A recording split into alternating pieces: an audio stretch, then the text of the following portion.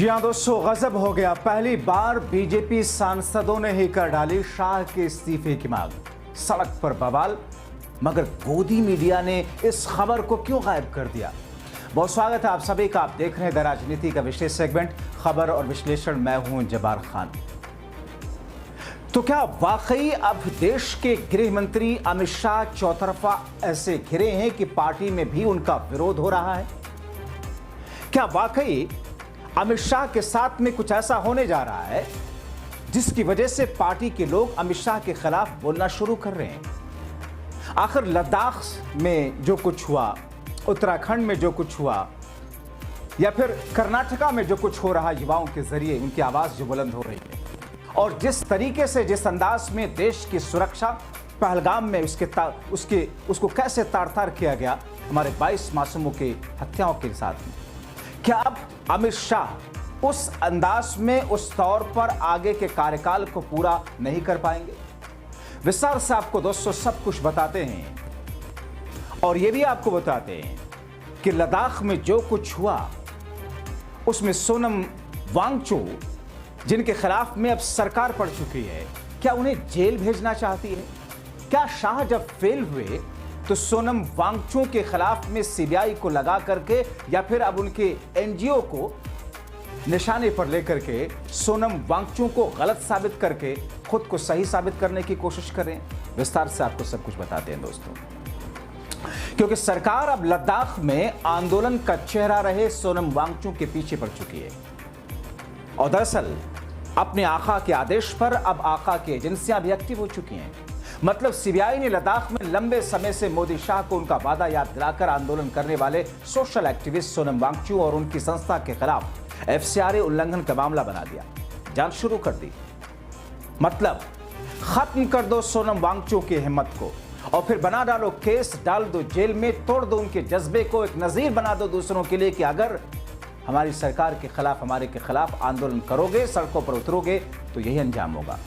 जबकि उनकी मांग तो वही थी जिसका खुद प्रधानमंत्री माननीय नरेंद्र मोदी साहब जब गए थे जम्मू कश्मीर के चुनाव में तो वादा करके आए थे। अमित शाह ने वादा किया था, मगर क्या हुआ? लद्दाख को पूर्ण राज्य का दर्जा, संविधान की 6ठी अनुसूची में शामिल करने की मांग। इस मांग को मानने में आखिर दिक्कत क्यों आ रही है? क्योंकि अगर पूर्ण राज्य हो जाएगा तो दिल्ली से बैठ करके जम्मू कश्मीर और लद्दाख की कमान अपने हाथ में कैसे रख सकते हैं साहब? क्योंकि जम्मू कश्मीर में चुनाव हुआ, आपने देखा, नेशनल कॉन्फ्रेंस तो कांग्रेस की सरकार आ गई। लेकिन दोस्तों, सोनम वांगचुक ने उन मांगों को लेकर के जब लंबे समय से आंदोलन किया तो फिर उनके खिलाफ में जांच शुरू कर दी, और यह कहा कि जो हिंसा हुई वो हिंसा दरअसल इन्होंने ही कराई है। दोस्तों, इससे भी ज्यादा सरकार की क्रूरता आपको बताऊं कि जब लद्दाख हिंसा के लिए गृह मंत्रालय ने सोनम वांगचुक के भड़काऊ बयानों को जिम्मेदार ठहरा दिया, बताया कि उनके बयान भड़काऊ थे, जबकि सोनम वांगचुक हिंसा होने के बाद में अपने आंदोलन को खत्म कर देते हैं, भूख हड़ताल को खत्म कर देते हैं। मतलब गृह मंत्रालय, मतलब वही शाह साहब का मंत्रालय, वो कहते हैं कि वांगचुक ने अरब स्प्रिंग और नेपाल के हालिया विरोध प्रदर्शन का उल्लेख करके युवाओं को भड़काया, हिंसा फैलाई, बीजेपी दफ्तर जलवाया। जबकि दोस्तों, आप तो जानते हैं वांगचुक तो कई वर्षों से शांतिपूर्ण आंदोलन कर रहे थे, और जब लद्दाख में हिंसा भड़की तो उन्होंने उस हिंसा के विरोध में अपनी भूख हड़ताल तक रोक दी, आंदोलन रोक दिया। मगर ये तो साहब की सरकार है। अमित शाह के मंत्रालय ने वांगचुक को जिम्मेदार ठहराते हुए कहा कि 24 सितंबर को लगभग 11:30 बजे उनके भड़काऊ भाषण से उकसाई गई भीड़ भूख हड़ताल स्थल से निकली एक राजनीतिक दल के कार्यालय के साथ साथ लेह के चुनाव आयोग के सरकारी कार्यालय पर हमला कर दिया। उन्होंने इस कार्यालयों में आग लगा दी, सुरक्षा कर्मियों पर हमला किया और पुलिस वाहनों को जला दिया। बेकाबू भीड़ ने पुलिस कर्मियों पर हमला किया, जिसमें 30 से ज्यादा पुलिस अधिकारी, सीआरपीएफ कर्मी घायल हुए। भीड़ ने सार्वजनिक संपत्ति को नष्ट किया, पुलिस कर्मियों पर हमला करना जारी रखा। आत्मरक्षा में पुलिस को गोलीबारी करनी पड़ी, जिसमें दुर्भाग्य से कुछ लोगों के हताहत होने की खबर है। ये मेरे शब्द नहीं है, ये गृह मंत्रालय ने जो अपनी रिलीज जारी की है, वो रिलीज आप देख रहे हैं अपनी स्क्रीन पर। ये बातें उनकी लाइनें हैं कि जब ये सब कुछ हो गया तो पुलिस प्रशासन को बल का प्रयोग करना पड़ा, जिसमें कुछ लोग हताहत हुए। कुछ लोग, 4 से 5 लोगों की जिंदगियों की डोर टूटी है साहब। और आपका पालतू मीडिया दोनों खामोश हैं, दोनों की जुबान पर ताले लगे हुए हैं। क्या गुनाह था सोनम वांगचुक का? यही कि आपके किए गए वादों को उन्होंने याद दिलाया बैठ करके कई महीनों से, कई सालों से। और जाहिर तौर पर कोई भी आंदोलन हो, कई बार आंदोलन हिंसक होते ही होते हैं। जब जुल्म जबर सरकार का बढ़ता है तो आंदोलन हिंसक हो जाते हैं। आप जिन किसानों को पालतू मीडिया आतंकवादी बलात्कारी बता रहा था, यह और बात है कि उन किसानों ने हिंसा पर उतारू होना मुनासिब नहीं समझा। हां, वहां भी हुई, लाल किले की तस्वीर आपको याद होगी। मगर क्यों? क्योंकि सरकार के वादे को याद दिलाने के लिए बैठे रहे किसान, सरकार के वादे को याद दिलाने के लिए बैठे रहे सोनम वांगचुक, और सरकार के वादे को याद दिलाते बेकाबू हो गए वो लोग जिन्होंने हिंसा की। हिंसा किसी भी कंडीशन में जायज नहीं। मैं सोनम वांगचुक को क्लीन चिट नहीं दे रहा हूं, मगर दोस्तों अब जिस तरीके से उनके खिलाफ कार्रवाई की जा रही है, उस कार्रवाई के मायने इस बीच में क्या है? कहा जा रहा है कि अपने आका के आदेश पर सीबीआई जांच शुरू किए जाने की ऐसी रिपोर्ट बनाई गई है जिससे आंदोलन का चेहरा रहे सोनम वांगचुक को मुश्किल में डाला जाने की बात कही जा रही है। सीबीआई ने लद्दाख के प्रसिद्ध क्लाइमेट एक्टिविस्ट सोनम वांगचुक के खिलाफ विदेशी योगदान अधिनियम यानी कि FCRA के कथित उल्लंघन के मामले में प्रारंभिक जांच की। ये जांच वांगचुक द्वारा स्थापित Himalayan institute of alternative Ladakh John HIL और student educational and culture movement of Ladakh यानी कि SECMOL से संबंधित है। सीबीआई की यह कार्रवाई गृह मंत्रालय के आदेश पर शुरू की गई है। कौन सा गृह मंत्रालय? वही जो शाह साहब के अधीन है, जिसमें विदेशी फंडिंग के दुरुपयोग के आरोप लगाए गए हैं। इस बीच में दोस्तों अब यहां पर मामला थोड़ा सा ट्विस्ट रुख लेता है, क्योंकि सोनम वांगचुक जो कह रहे थे, बातें तो बीजेपी कह रही थी, वो तो खुद मोदी और शाह कह रहे थे।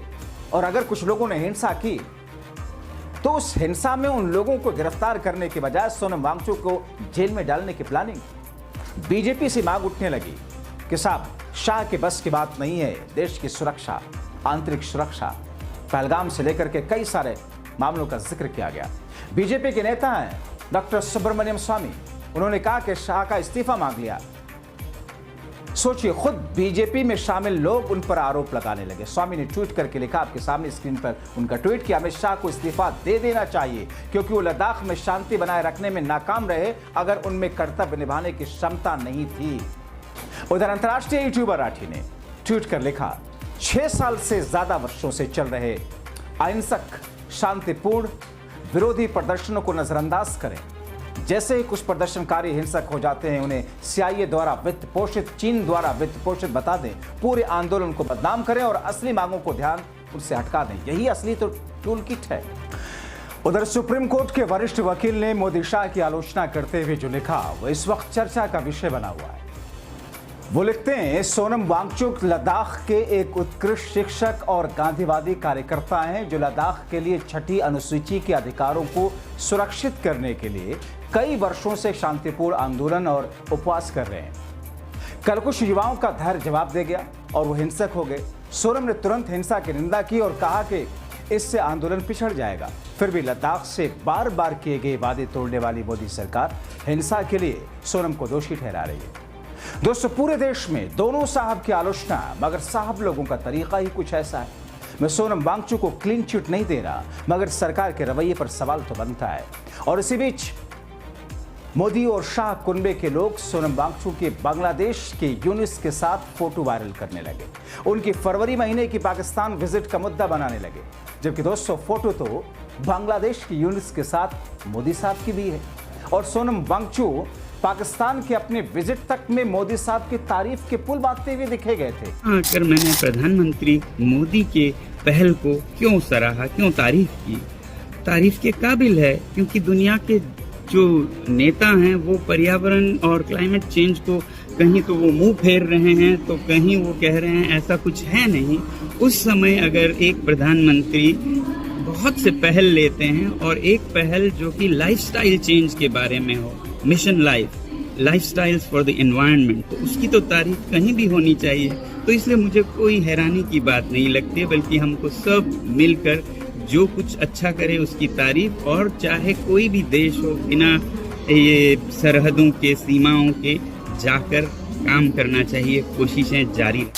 द इंडियन एक्सप्रेस की रिपोर्ट के अनुसार सीबीआई के अधिकारी कहते हैं कि जांच का उद्देश्य ये पता लगाना है कि क्या HIL और SECMOL ने FCRA नियमों का उल्लंघन करते हुए विदेशी फंड प्राप्त किया है। गृह मंत्रालय ने आरोप लगाया कि इन संस्थानों ने FCRA के तहत आवश्यक मंजूरी के बिना विदेशी योगदान स्वीकार किया। पीटीआई की रिपोर्ट के मुताबिक सोनम वांगचुक ने इस मामले में कहा कि सीबीआई की एक टीम लगभग 10 दिन पहले उनके संस्थान में एक आदेश के साथ पहुंची थी, जिसमें गृह मंत्रालय की शिकायत का हवाला था। वांगचुक ने साफ किया कि उनकी संस्थाएं विदेशी फंडिंग पर निर्भर नहीं है। वो कहते हैं, हम विदेशी फंड पर निर्भर नहीं होना चाहते, बल्कि हम अपनी जानकारी और ज्ञान का निर्यात करते हैं और उससे राजस्व अर्जित करते हैं। 3 मामलों में अधिकारियों ने इसे विदेशी चंदा माना।